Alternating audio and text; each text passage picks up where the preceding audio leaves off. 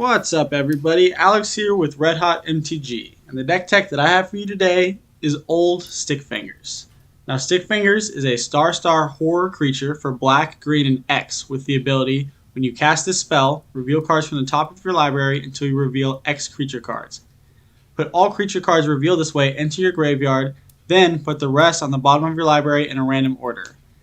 And old Stickfingers' power and toughness are each equal to the number of creature cards in your graveyard. I've seen a lot of discussion online about using old Stickfingers for a creature-based combo commander deck, but that really isn't my style, so I decided to go with a classic reanimator strategy. So the goal of this deck is simple: load up our graveyard and bring back the creatures for value or to cheat in some big beaters. So with all that being said, let's get into the list.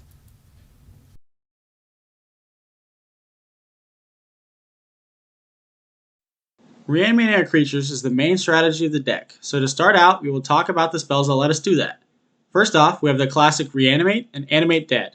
Reanimate is a sorcery for 1 black that says put target creature card from a grave onto the battlefield under your control, and you lose life equal to its converted mana cost. And Animate Dead is a little long, but basically says enchant a creature in a graveyard and return to the battlefield under your control, and it gets -1/-0. These two spells are pretty much the standard when it comes to reanimating creatures because they are cheap mana wise and can target creatures in our opponent's graves as well if they have something better than what we can get in ours. Next, we have 3 more 2-drop reanimate spells with Persist, Exhume, and Stitch Together. Persist only lets us target non-legendary creatures, unfortunately, and they return with a -1 counter, just like the Persist ability. But we want all the 2 mana reanimate spells we can get. Exhume is a little different in which it lets every player bring back a creature card from their graveyard, but hopefully we will have the best one since our deck is designed to take advantage of big creatures being in our grave.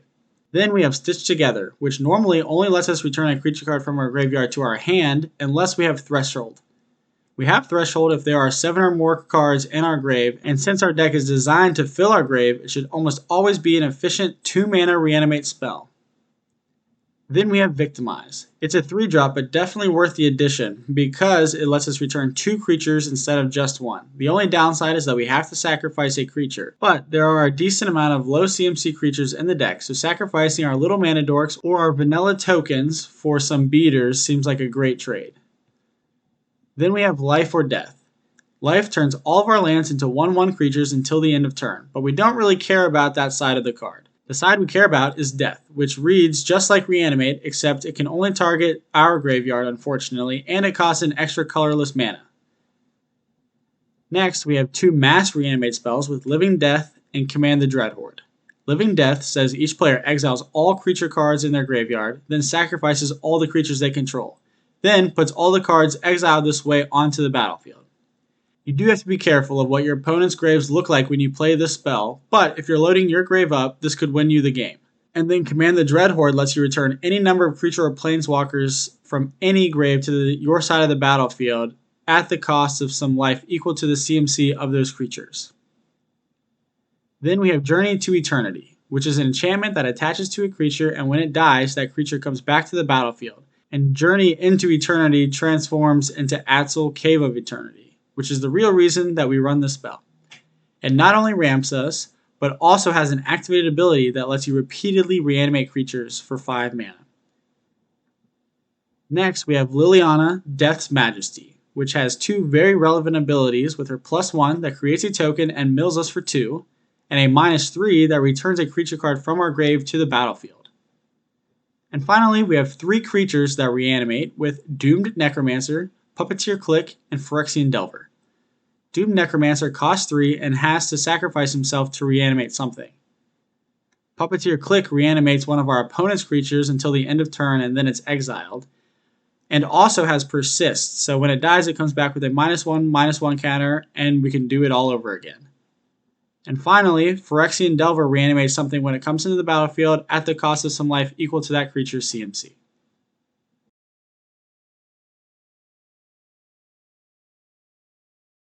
Every Reanimate deck needs to have some powerful or value-driven creatures to keep bringing back from the grave.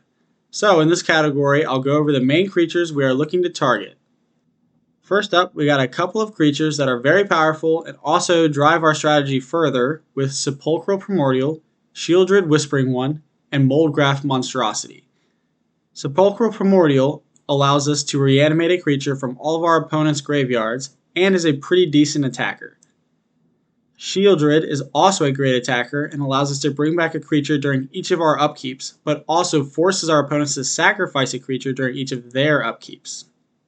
And then Moldgraph is a great attacker and reanimates 2 creatures when it dies, even though it unfortunately exiles itself when it does. Next up, we have Azoni Thousand-Eyed and Grave Titan, which are both great at producing tokens and can build an army for us all on their own. Then we have Kikusho the Evening Star and Grey Merchant of Asphodel, which both drain our opponents for a lot when they enter and gain us life equal to the total amount lost. Reanimating either of these 2 creatures a couple of times can end a game very quickly, or at least put us in a great position with a substantially larger life total than our opponents. And finally, we have some big beaters with great value with Archon of Cruelty, Beledros Witherbloom, and Villas Broker of Blood. Archon of Cruelty forces our opponents to sacrifice a creature, discard a card, and lose 3 life, and also lets us draw a card and gain 3 life whenever it enters the battlefield or attacks. Beledros creates a lot of pest tokens during each upkeep, which can help build us an army and cushion our life total when they die. But the crazy ability is to pay 10 life to untap all of our lands. And then Villas is a big flyer and lets us draw cards equal to the amount of life we lose at any point, and also has an activated ability to give creatures -1/-1 for 1 black and 2 life, which will inevitably allow us to draw 2 cards each time we activate this.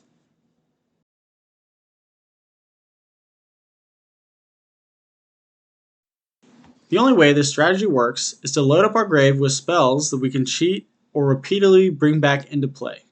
So we need ways to load our graveyard. And one of the best ways to do that is with our first card in this category, Hermit Druid.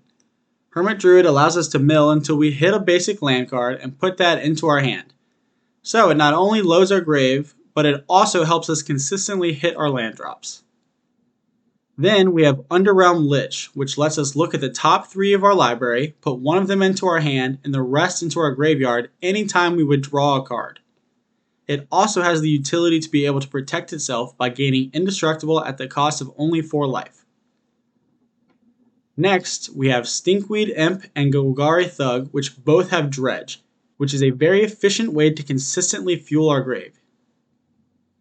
Then we have Skull Prophet and Altar of Dementia. Skull Prophet is a great utility creature that can act as a mana dork when we need the extra mana, and can tap to mill us by 2 when we don't. And then Altar of Dementia is a free sack outlet that can mill any player equal to the creature's power.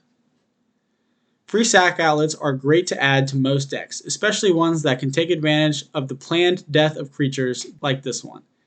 Most of the time, we'll be using this to mill ourselves and fill our grave, but it can also be used to mill out our opponents if the opportunity arises. Next, we have Entomb and Buried Alive. Each of these spells allows us to search our library for 1 or 3 creatures and put them into our graves. So for this deck, these spells are essentially tutors. I'm not a personal fan of tutor effects because I believe that they lead to repetitive and stale gameplay, so they probably won't make my final list for this deck, but they are very powerful nonetheless and definitely worth considering for most players. Then we have Satyr Wayfinder and Mire Triton, which are both cheap creatures that mill us for 4 and 2 respectively. Mire Triton also has a relevant body for blocking since it has Death Touch. And finally, we have a 6-drop enchantment that mills us for 10 when it enters the battlefield. Not only that, it lets us reanimate a creature during each of our upkeeps, even though it's unfortunately random. But this spell is a slam dunk in this deck as it plays into both of the main effects of this deck, reanimating creatures and filling our grave.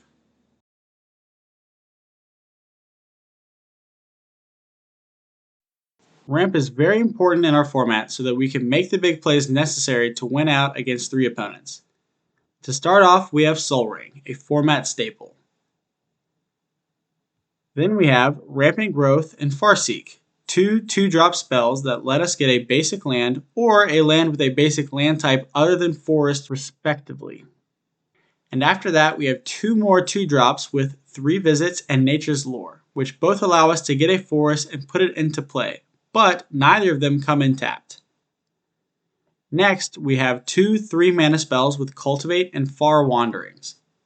Cultivate is a pretty widely used ramp spell, but in this deck I actually think Far Wanderings is way better because at its base level it ramps us by 1 for 3 mana, not a terrible rate, but if we have Threshold it ramps us by 3, making it one of the most efficient ramp spells in the game, and our deck is designed to consistently have Threshold available.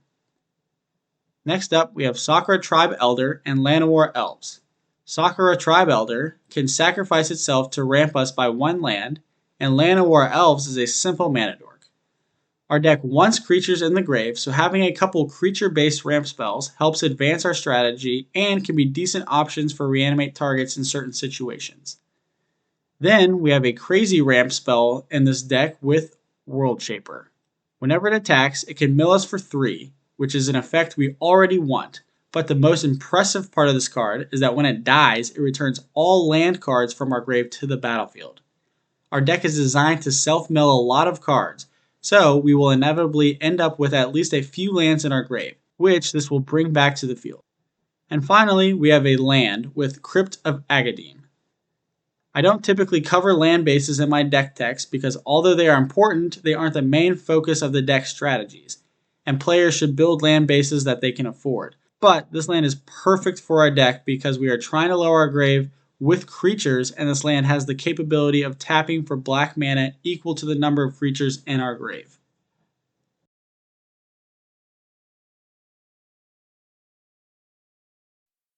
Interactive spells are important to have in any deck to prevent our opponents from winning or keep us in the game.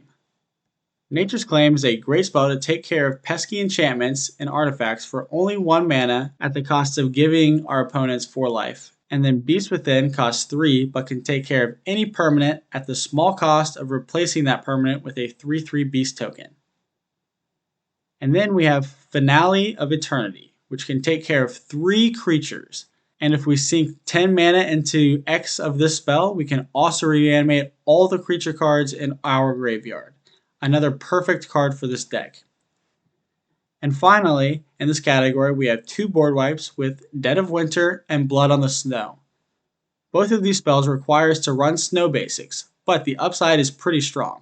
A 3-mana board wipe is very efficient even though it's not quite as good as Toxic Deluge, since we can't change the value of X based on the situation. But giving creatures negative toughness can be very powerful because it takes care of indestructible creatures. And then Blood on the Snow lets us reanimate a creature with CMC equal to the number of snow mana used to cast it after it wipes the board of either creatures or planeswalkers.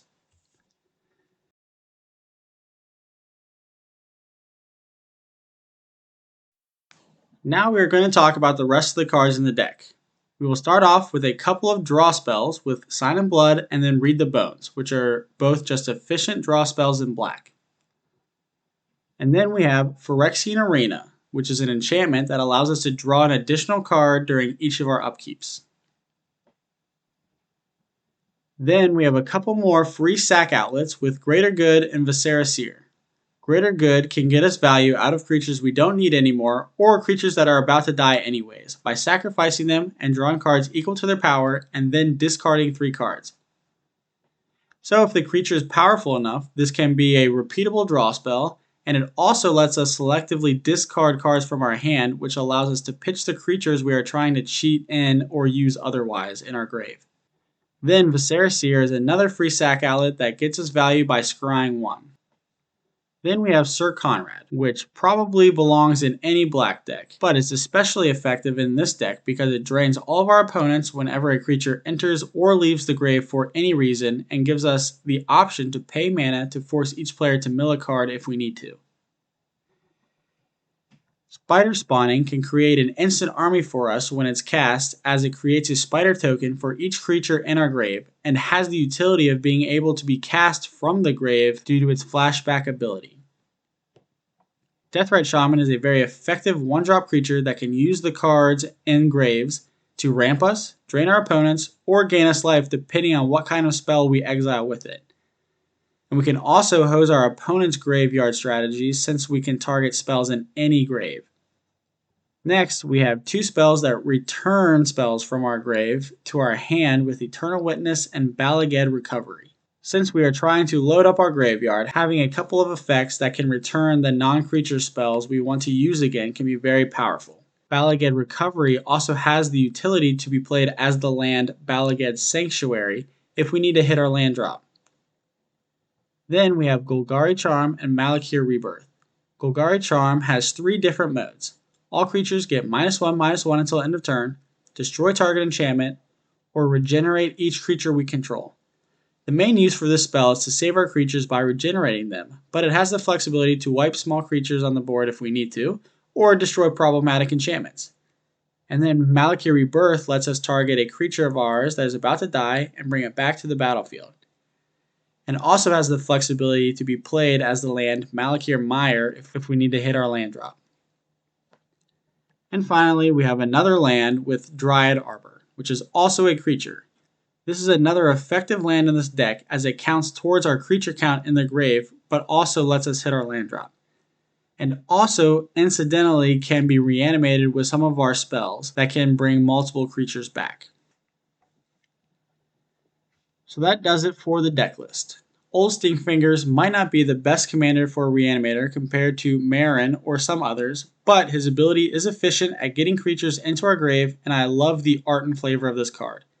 Kind of looks like Slenderman had a baby with an ent, such as Treebeard to me, just in time for Spooky Season 2. I will say though that this is one of the rare commanders that you probably don't want to cast as soon as you can. Instead, waiting until you can sink a good bit of mana into the X so you can load up your grave with creatures. You can check out the full list over at Tapped Out. The link will be in the description. I hope you enjoyed the video. Comment down below with any juicy reanimated targets you would put in your build or a different direction you would take Old Stickfingers altogether. Please consider liking and subscribing so you don't miss out on any of my upcoming deck techs. Thanks again and have a good one.